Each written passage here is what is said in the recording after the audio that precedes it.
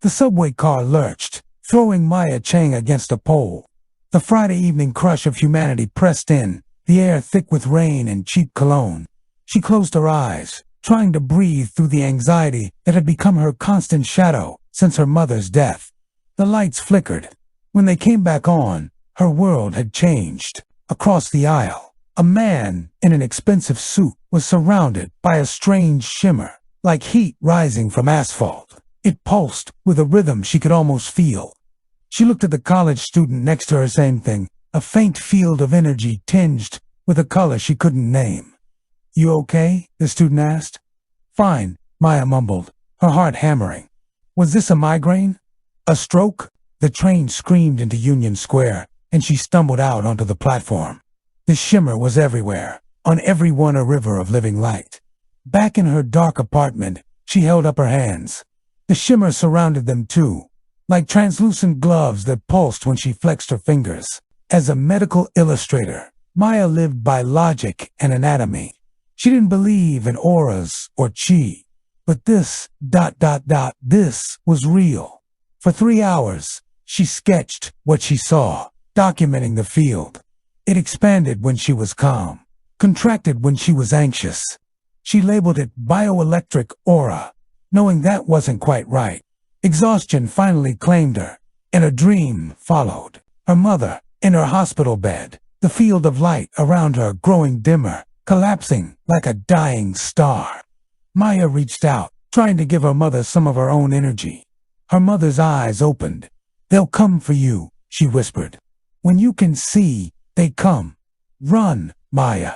Run, and don't look back." Maya jolted awake, drenched in sweat. Her mother's final, frantic words about watchers and old bloodlines, dismissed by doctors as symptoms of her tumors, suddenly felt like prophecy. The next morning at her usual coffee shop, she tried to focus on work, but she couldn't ignore the auras surrounding every customer. The hyper barista, the wary mother, the serene old man. She was deep in an illustration when a man sat down across from her. He was maybe 60, in an elegant suit, his own aura dense and controlled, moving in sharp, geometric patterns. "Maya Chang?" he asked. "My name is Julian Thorne. I represent an organization that takes an interest in people with certain ... capabilities." Her blood ran cold. He knew exactly when and where her ability had manifested. "I'm not here to threaten you," he said, his smile never reaching his eyes. "You've inherited a remarkable gift. Without proper training, it can be dangerous." He explained that her mother, Jennifer, had the same gift but chose to remain unaffiliated. He slid a brain scan across the table. "The tumor was a consequence, not a cause," Thorne explained. "Uncontrolled aura manipulation causes cellular degradation. The strain killed her." He offered her a choice: join his ascendant society, learn control, and live, or refuse and follow her mother's path to an early grave. He left his card and walked out. Her mother had run, and she had died. Maya looked at the shimmering energy around her hands. It wasn't a gift, it was a time bomb. She had to learn more, but not from Thorne.